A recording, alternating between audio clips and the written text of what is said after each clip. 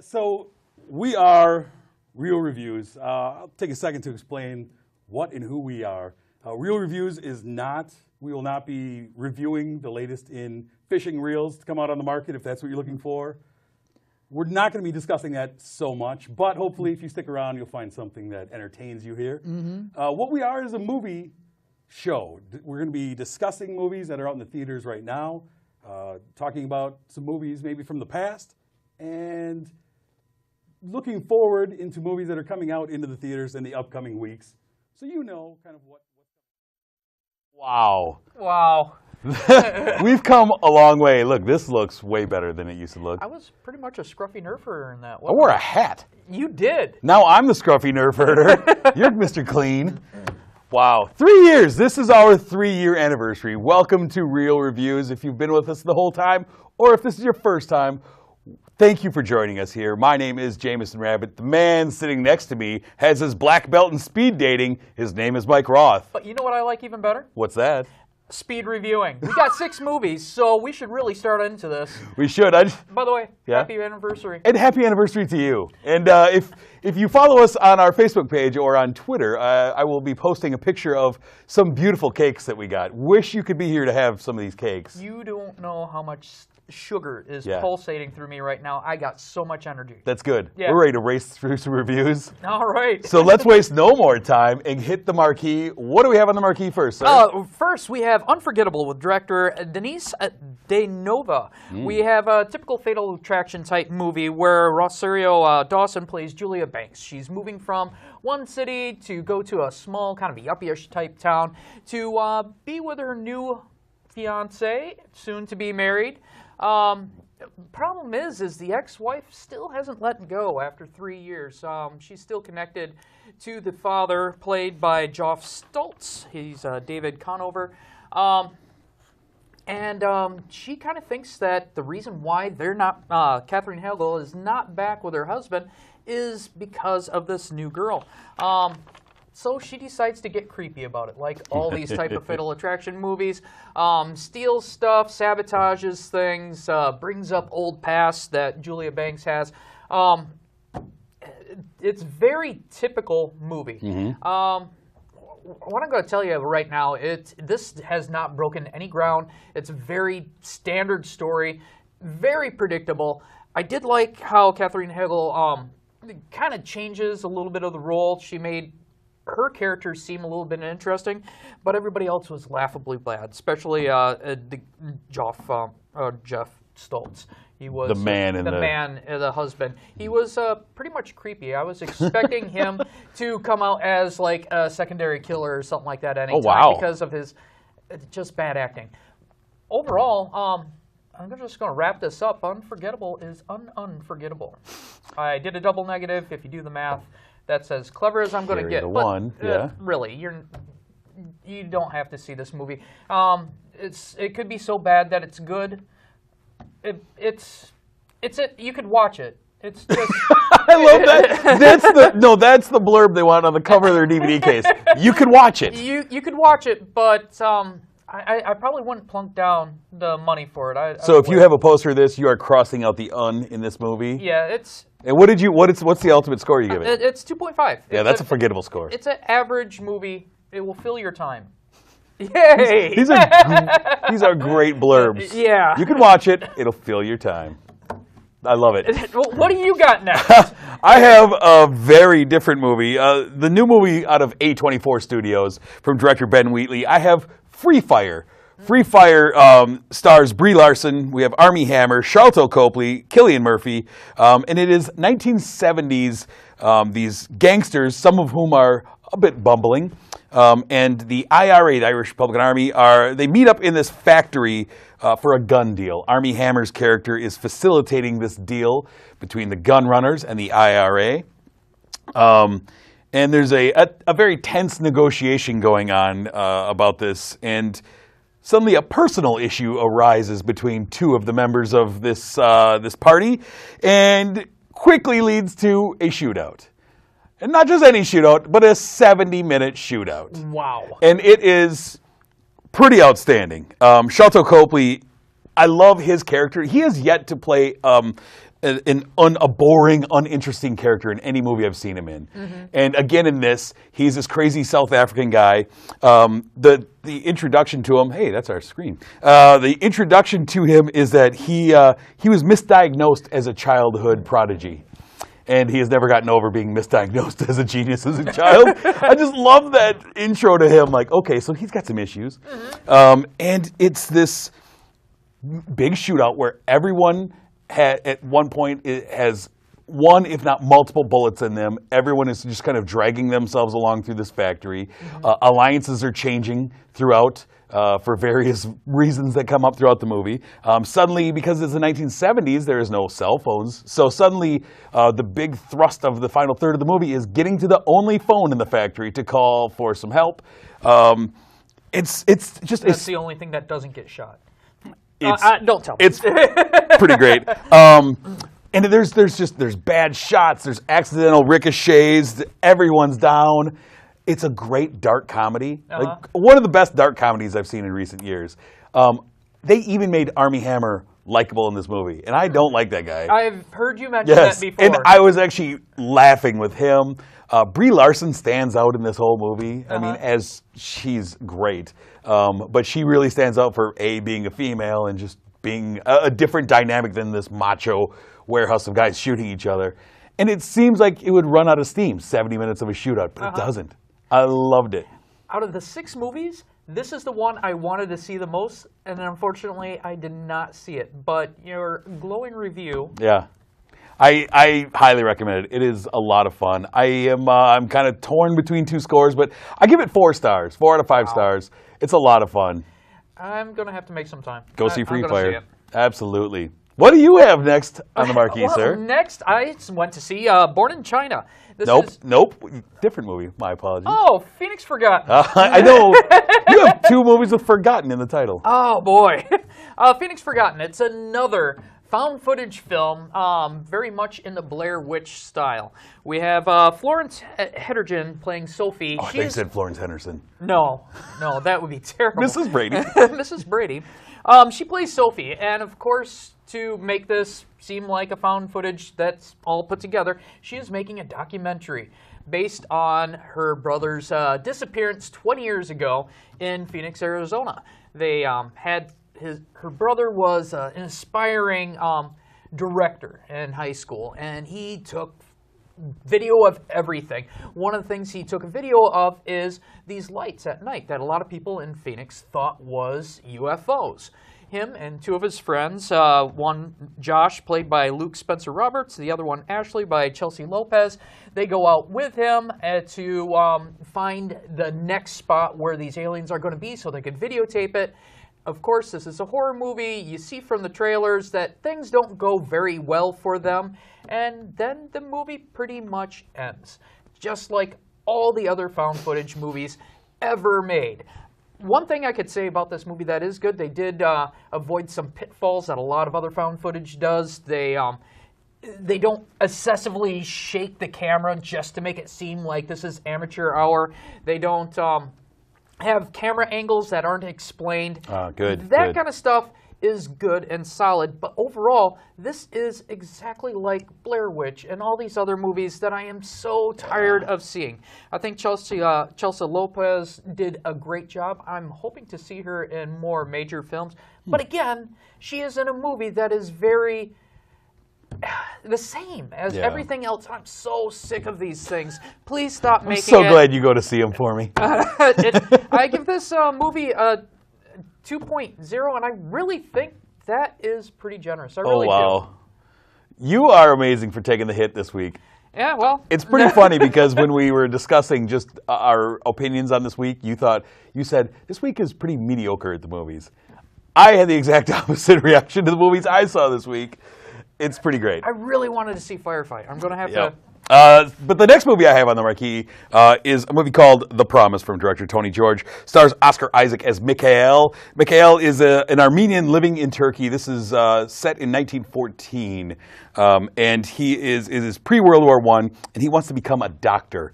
He can't afford to do so, so he gets engaged to a girl in his town that simply to get the dowry for marrying her so that he can go to Constantinople to go to medical school. Doesn't love the girl, just needs the dowry to become a doctor. When he's in Constantinople, he meets a girl named Anna, played by Charlotte Laban, and he's kind of instantly smitten with her.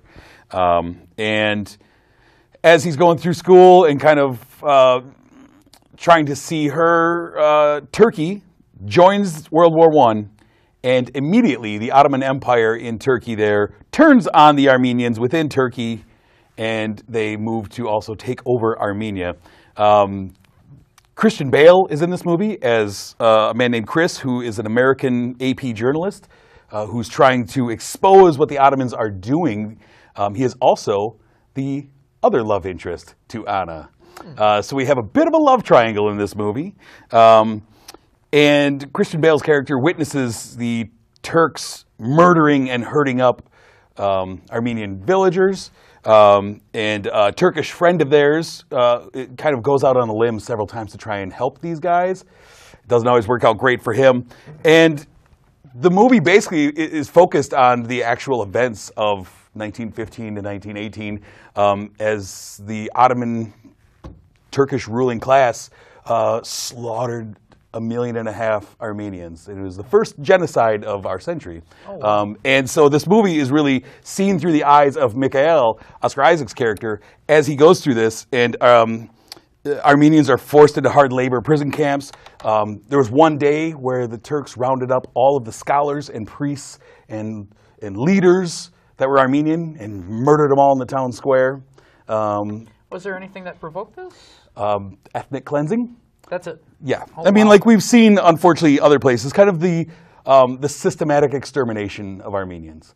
And there's kind of a messy love triangle in here, but it never gets into like soap opera territory. Okay. And I think it's the strength of like Christian Bale's character. He's never a guy who rants and raves and acts jealous. He knows that... At least on film. Right, yeah. He knows that part of the reason that Anna is falling in love with this other guy is because of his own faults. Mm-hmm. And he acts mature about it, which is really interesting. So it doesn't pull focus away from what's going on in the movie. It feels more natural. And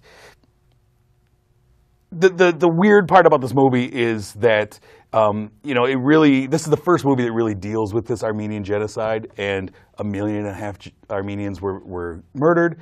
And here, 100 years later, Turkey still denies it ever happening. It is their official stance that it never happened. Yeah. And it's hard to watch the events. And for me personally, I am partially the product of Armenian immigrants. Half my family is an Armenian immigrant family, and we're only a couple generations removed from these actual events happening. And so this was really affecting to me.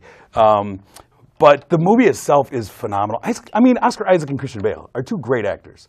And they're two men who act strong for the people that need them, that are relying on them. And they also kind of share this knowledge that they love the same woman, and there's not time to argue about that. There's bigger things going on. Yeah. And it's really, really well done. And it's something that I think not enough people know about, unfortunately. But The Promise, it's a great movie. I give it 4.5 out of 5 stars. Wow. Yeah. I mean, it felt like when I saw Moonlight and I walked out and I was like, there's just so much to think about.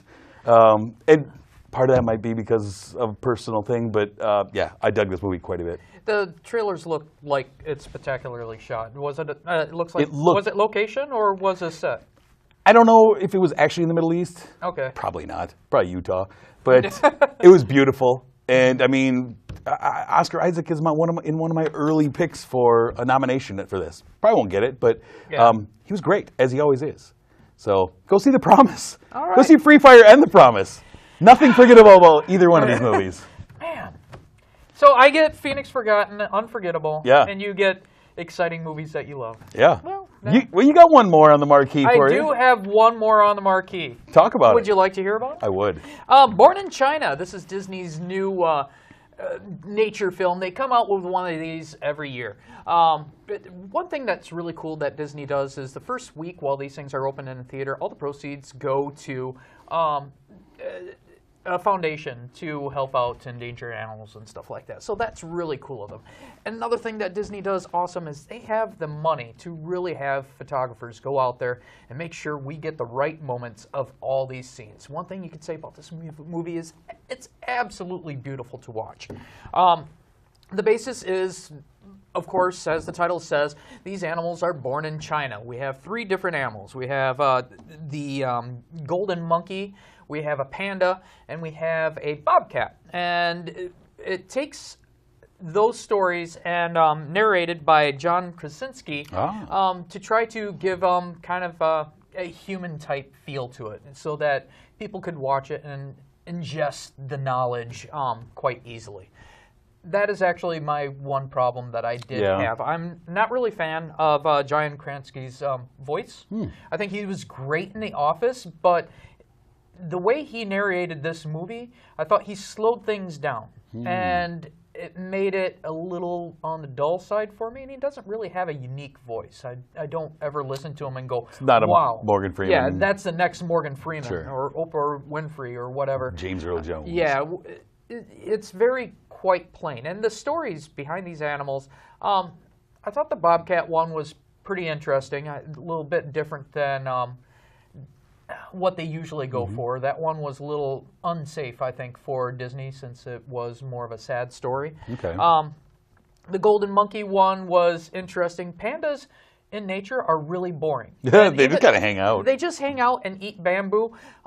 They have to eat 40 pounds of bamboo a day, not because, it's just delicious. It's because you have to eat about 40 pounds of this grass just to get the nutrition to survive, and pandas can't eat anything else. They just can't pick up a tuna fish sandwich or a peanut butter sandwich. I was going to say, come on, guys. Yeah. Get some lean proteins. They would just die if it wasn't for abundance of bamboo.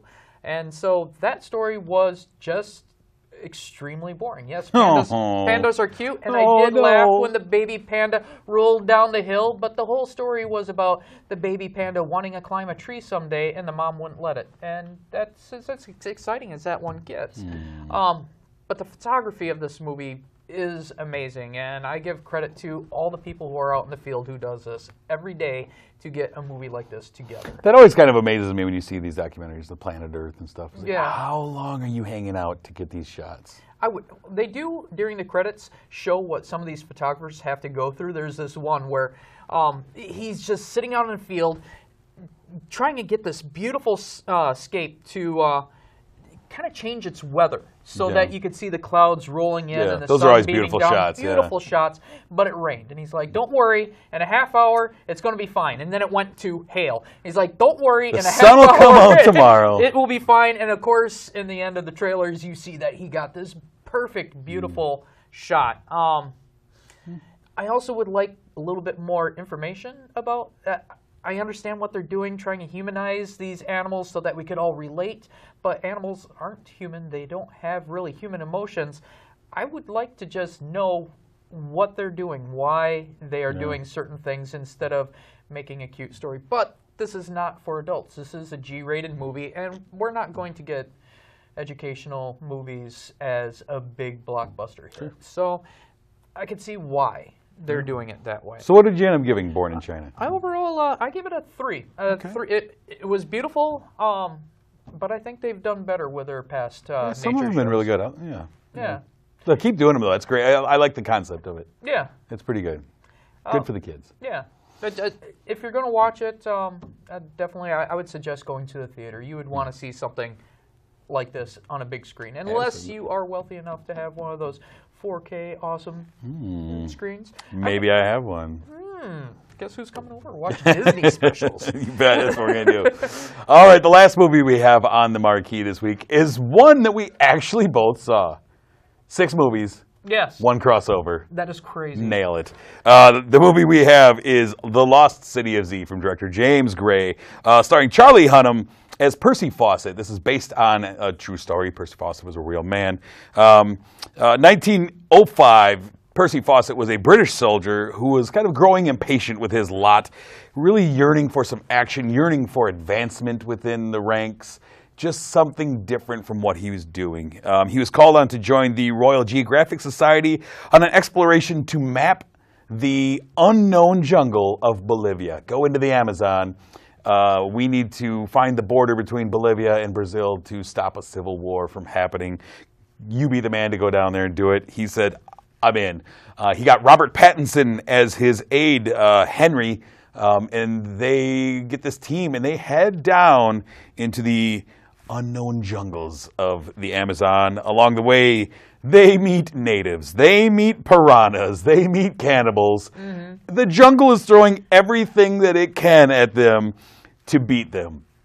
And a native guide that they have with them tells Percy of a magnificent golden city deep in the jungle. Yeah, deep in the jungle.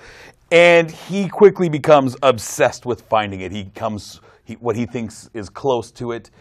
He ends up returning back and is faced with scorn and derision from his peers when he tells them about this city, because this is what the conquistadors have been talking about forever. Come on, man, get real. But he is undeterred, and despite the pleading of his children, despite World War I breaking out and some major setbacks for him, he must get back to his jungle. It is the entire thrust of his life. And this thing, it's not like nowadays where you jump on a plane and you're there and you get to explore and you could come back in a month. This is years. Yes. It takes years for him to go someplace and come back, and every time he comes back, his kids are like dramatically older.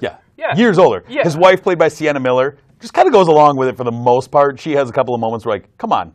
Like, you haven't seen your kids. You come home for 2 weeks, and all you talk about is the jungle and how you can't wait to go back. There's a moment after World War I where it seems like he doesn't care so much about his kids, but he's more broken up that I may never get to go back to my precious jungle. And it's not, he's got the jungle fever. Well, it's not all just about the wanderlust. It's also his father had a really bad name. He was an alcoholic, and he pretty much brought down the family name during a time where something like this was actually really important in society. And he needed to struggle to bring that name up so that people could respect him and hopefully respect, his kids and going down. He would be remembered throughout history as this great person who found something that changed how we view civilization, not just throw something onto a map. Right. We also have Tom Holland, who is the new Spider-Man in the upcoming Spider-Man movies, as his son Jack, who plays a role in the latter part of the movie. You know what? I kept on looking at him and going, I recognize him from somewhere. But... Yep, young Spider-Man. Here's a couple of things I have issue with. First off, Charlie Hunnam, I liked him in Sons of Anarchy quite a bit. He was Jackson, Sons of Anarchy. But now this is third or fourth movie I've seen him in a large role. And I think he's kind of forgettable on the big screen. He doesn't have a big screen presence to me. I really liked him on TV, but some people just can't make that transition. And I'm starting to think he can't, because I thought Robert Pattinson acted circles around him. Robert Pattinson looking like a latter-day John Lennon with his beard and glasses. But I thought Charlie Hunnam was just kind of okay. And I haven't seen anything that I've thought he was great in. I think it's his dramatic presence. He is really, I thought he could deliver his lines and stuff like that. He could look the part, but he never just draws me in on a big scale. Part of that is dialogue, too. I never really had anything, a powerful moment from there. We had some cool moments, like the piranha, and I would love to, if they, sounds really bad at this, because this is in every action film, I would love to have drawn more out of that. Well, this is a 2 hour and 20-minute movie. Yes. But I thought it was edited really weird. Like, I thought there were moments that they really just flashed by. I think you could have cut the World War I bit out of the movie for the most part. It felt weird, and you had like this requisite slow-mo hero shot of him standing with his gun in World War I. Like, come on! Like, what movie is this now? Where do we stumble into Hacksaw Ridge? And so I thought that there was a lot in the jungle. I'm like, okay, show me some of this, and it just kind of flashed by, and a Judas is in the camp, and then that kind of sorted itself out. Yeah. It was a real wonky feel to the movie. And there was, like, parts where there's a lot of dialogue, but really the dialogue doesn't stand out. There's only one scene where And I kind was of like, repetitious dialogue. yeah, there was one scene where Percy is in front of the National Geographic Society, and he is giving the speech, and you had Angus McFadden, who I thought was fantastic in it, even though his character was flip-floppy and a little short-lived, go up and defend him. And I thought this was so cool, watching these guys in the back going, ha, ha, ha. Jeering him. Yeah, you're finding El Dorado. And I thought that Pots was a cool, and pans.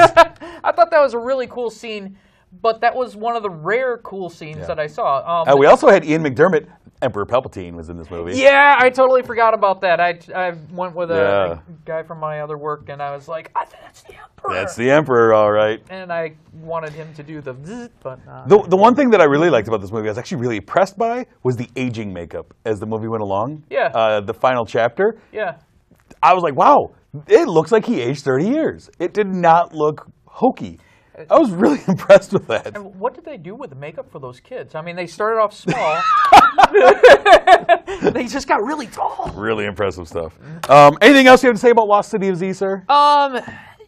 Not really. I think it's a beautiful looking movie. It failed to bring the drama or excitement throughout the movie. There was a lot of lulls where it draw the movie down, and it didn't need to be 2.5 hours, but at the same time, I think there needed to be more material at the same time. It's weird, right? It was very But weird. I was not going to sit there any longer. No. They need to recut that if they're going to add any more to it, because it felt its length to Yeah. me. Ultimately, what did you give Lost City of Z? I give it 3. It was hard for me to pinpoint why I didn't love it, and at the same time, it's like, Yeah, I actually agreed 100% with you. I gave it 3 out of 5 stars as well. It was fine, but it wasn't great. Yeah. It is what it is. Let's. Kind of brings us back to our. Is it throwback time? What's our throwback? We're running really short on time. Well, sorry, we're not doing Barbarella, but Barbarella. throwback. What's on for next Barbarella. week? What's coming up? An inside joke. Coming soon, we are taking a look ahead at the weekend of May 5th, where we have one movie on the marquee. I have a feeling it's going to do a little bit of business at the box office. What's this? I'm talking about Guardians of the Galaxy Volume 2. There's a first one? Yeah. I think this movie might make $1 billion. That's the only movie we're going to have on the marquee May 5th. Pretty exciting. I'm excited. I really am. It's one of I my am too. favorite movies 2 years ago, the original Guardians love of the it. Galaxy. Good stuff. I would have given it an Oscar. Absolutely. But that's me. Before we leave you, of course, we want to thank our sponsor, Marcus Theaters, The Palace. Thank you for sponsoring our show. We do appreciate it. We love going into The Palace, Yes, we do. watching our movies. Also, if you want to find more from us, if you want to find pictures of our cakes that I was talking about at the beginning of the show, you make sure you like us on Facebook or follow us on Twitter at Real Reviews TV, and you can find pictures there. Like we said at the beginning, this is our 3-year anniversary. It's been a lot of fun. It's been a really fun ride. We're not done, but it was kind of fun seeing that clip from the beginning. That was awkward. Our set got that a lot was better. awkward to watch. That was. But we wanted, both of us, Mike and I, want to thank everyone here at K-Sun for helping make this happen. Really, I mean, we can come sit in front of this table and talk movies, but without people like Jeff Robbins and Mara and Shyla in the booth. Happy birthday, Shyla. None of this would be possible, and we really appreciate that, and we love some K-Sun. Yeah, we do. So, if you want to find more episodes from us, speaking of which, you can go to ksun.tv, find 157 or so previous episodes, and really watch the transition from what was to what is. And we're talkative guys. If you ever want to chit-chat with us or message us on Facebook about our movie choices or complain about our lack of... Chastise Mike for loving I, Frankenstein. It's all right here. Do it on Facebook or Twitter. Mike loves him some I, Frankenstein. But until next week when we talk about Latin lovers and other things, The Circle. That's the other movie we'll have. I'm excited for this. You bet. Until that time, though, my name is Jameson. I'm Mike Roth. Thanks for watching.